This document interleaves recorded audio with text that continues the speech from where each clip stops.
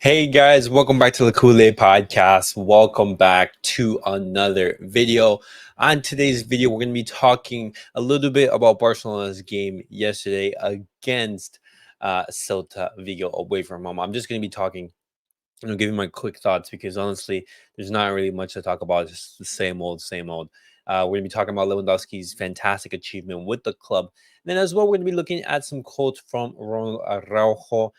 He recently came out in the media and had some quotes. And as well, I want to be talking about Roberto de Zerbi because apparently him alongside Hansi Flick, they are both now the forefront to become the next Barcelona manager. But guys, before we get started on the video, make sure to follow me on all of my social media platforms. Everything's posted down below in the description. So go over there and check me out. That way you guys can stay up to date with everything that I do on the channel. But guys, let's get straight into the video and let's talk about Robert Lewandowski because he has reached a fantastic milestone with the club. He has now scored 50 goals for Barcelona and surpassed both David Villa and Thierry Henry with 49. So David Villa has 48 goals for the club, and Thierry Henry has 49. And just to keep in mind, just a couple milestones left for him. Gary Lineker, he has 51. Gerard Piqué, he has 53. Michael Laudrup, 54. Andres Iniesta, 57. And Johan Cruyff, 60 goals. So Robert Lewandowski, he is getting up there with the numbers. And under Xavi, he's actually, the top goal scorer. And funny enough, Fernando Torres is in second place. But looking at Robert Lewandowski's time so far at the club, that first season, he was absolutely brilliant. Like before going into the World Cup, basically everything that he touched, went into the back of the net. After the World Cup, you saw his decline, poor performances, and he's continued that into this season. And yes, even though he's been getting the goals, his performances they haven't been there. And looking at Robert Lewandowski, would I be looking to sell for him this summer? That's definitely on the cards. If a good offer arrives, I'm definitely selling. And you have to thank Lewandowski for the work that he's done in the club. Winning Pachichi and winning La Liga last season, you have to give him praise for that. And hopefully we can depart with him in amicable ways. But guys, now talking about Ronald Araujo because this is something that I did want to talk about. And just look at the mindset of these players, because like these guys are humans as well, and just looking at how they think and how they view the club is very important. And Ronald Araujo in an interview. A few years ago, my agent told me I was going to sign for a European club, but he didn't tell me which one. I arrived in Madrid and spent the night in a hotel without knowing who I was signing for the next day. They said to me, "Come to Barcelona." Then I said, "Wow, Barca." So this is how Ronald Araujo, he basically how he signed for Barcelona. Araujo on Messi and Suarez. Leo was very important to me, as was Luis Suarez. When I arrived, they received me very well in the locker room. When you arrive in the Barcelona dressing room where they are all stars and you play video games with them, and suddenly they are in front of you, I was a little confused, but the truth is that I was very well received. Rajo continues, after Luis left, my locker was next to Leo's, and we would sit down and drink mate in the morning. I wish Leo all the best because he's the best player in the world, and he is the best who makes the difference on and off the field because he imposes himself, because he's a leader, and he is a reference. I miss everything about him.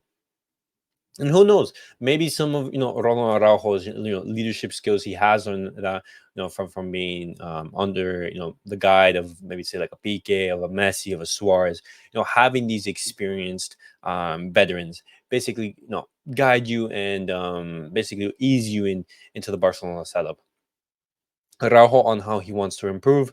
I would say stay focused for 90 minutes. It often happens that the defender considers that the main objective is to maintain concentration because in the end you can have a great performance, but if you lose your concentration in the 89th minute and you miss the ball or something like that, it ruins all the great performance you had. I think it is this the aspect that I want to improve.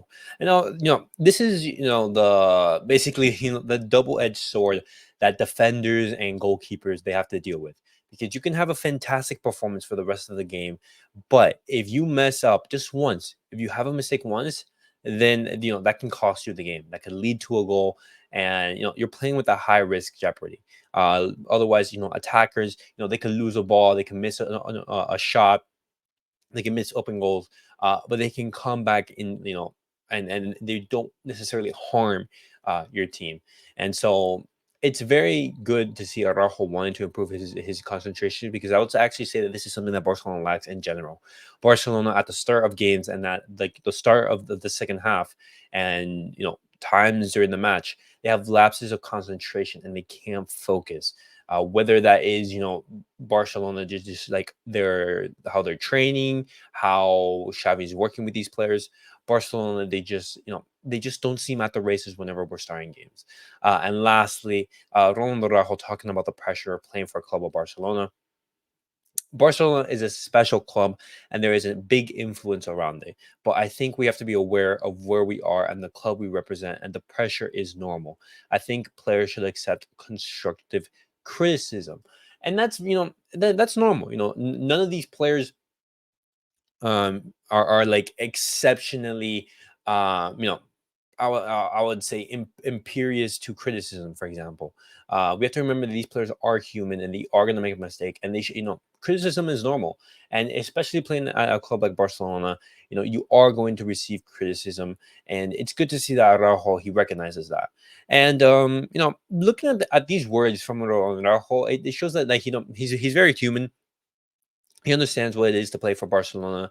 And he said a little bit right there on his basically his route to Barcelona, how he never imagined playing for a club like this, and what would it be like if we never signed Ronald Araujo. But some interesting quotes right there from Ronald Araujo. And lastly, guys, the big topic of the video, I want to be talking about Roberto De Zerbi, who is now being reported as the favorite to replace Xavi. This is reported by Javi Miguel. Everything indicates that Roberto De Zerbi will be the next Barcelona coach. Joan Laporta and Deco have approved his signing. As long as the financial issues can be resolved, De Zerbi will be Xavi's replacement. However, another report has come out that been told that Hansi Flick and Roberto De Zerbi are the forerunners for Barcelona's next manager spot. However, no decision has been made by the board yet. And so, looking at both of these reports, looking at how one report is saying that Roberto De Zerbi is the favorite, and the other one saying, like, hey, both of these guys are at the forefront. I'm taking the second one a little bit with more credibility, because Barcelona, I don't think that they've I haven't seen any reports saying that Barcelona, they've gone after the managers and basically talked with the managers themselves. And have seen reports that they've talked with their entourage, just to see, hey, like, what would it take for you to come to manage Barcelona? And my thoughts on Roberto De Zerbi is the same as it was a couple of days ago. Roberto De Zerbi, he's doing a fantastic job with Brighton. He's managing them brilliantly. He's a good coach, no doubt about that. But once again, guys, playing for Brighton and managing Brighton, no, not playing for Brighton, managing Brighton is completely different to managing Barcelona. For example, if you lose a game, if you lose 2 or 3 games in Brighton, that's not going to be the end of the world, because Brighton, they get European football, or in the top half of the Premier League. That's a very good job. But if you're Barcelona and you go 2 games, and especially if you play bad, you get absolutely crucified. And Roberto De Zerbi, he gives me Xavi vibes, a manager who is relatively inexperienced at the top level. And just look at how Xavi came in when he first came into the club. Xavi, he started playing some fantastic football. He had this great idea of how he wanted to play, but Xavi wasn't experienced at this level of football. And immediately, after some poor results, after us not being able to qualify for the Champions League, you already saw some criticism for Xavi. And then that second season, Xavi, he basically, said, "Hey, I don't have time to work on my football. I need to get results." And that's when he didn't have enough time to develop his style of play. And I see the same thing happening with Roberto De Zerbi. I see that, and hopefully Roberto De Zerbi turns out to be this fantastic coach. But I I'm skeptical about Roberto Zerbi becoming, the number one choice to replace Xavi. But Hansi Flick, on the other hand, he's not perfect, but I do see him in a better light, just because he has managed Bayern before, he has won trophies, he has played in the Champions League, and he has managed international at the international level. He just has a better resume than Roberto De Zerbi. And on top of that, Hansi Flick, some reports are saying that he would want to bring his staff with him. This includes like a goalkeeper coach, an assistant coach, a physical coach, and auditor, and some analysts, some data analysis. And so this would be basically a whole revamp of the sporting staff, and everything would be costing roughly around 16 million euros, according to reports. And that's something that Barcelona, they do need, guys, because our medical staff, our physical preparation is absolutely a joke. I think the way that Barcelona are preparing for the games, if Barcelona were preparing well, then you'd see it out on the pitch. And if Hansi Flick, if Barcelona, they are going to be paying 16 million euros for a manager, I think that would have to be Hansi Flick, and I think that money would be well spent. Pay money for people who are actually right for the position. Because if you have incompetent people at the club, leading it, then where are you going? And so, guys, let me know who you would want to basically replace Xavi and be the number one choice for the Barcelona manager spot. Are you more in favor of Roberto De Zerbi, who, for example, is playing some fantastically attractive football in Brighton? Would you say, hey, looking at the work that Brighton is doing, maybe he can replicate that in Barcelona?